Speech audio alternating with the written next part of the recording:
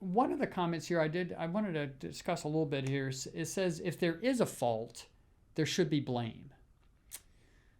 This creates a focus where the issue is efficiently and fairly solved, creating preventative actions and keeping people cautious.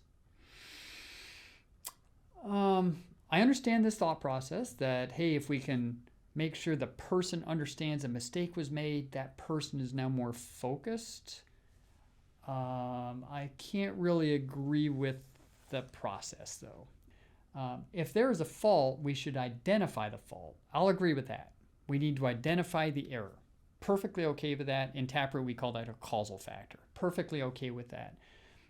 Stopping at that point is where the blame comes in, though. If you stop at the error and say, this guy fell asleep, corrective actions, fire the guy, tell him not to fall asleep again, tell him to be more careful next time, stay alert. These are useless corrective actions that aren't going to fix anything.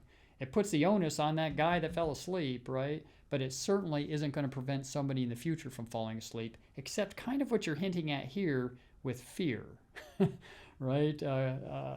Preventing actions and keeping people cautious.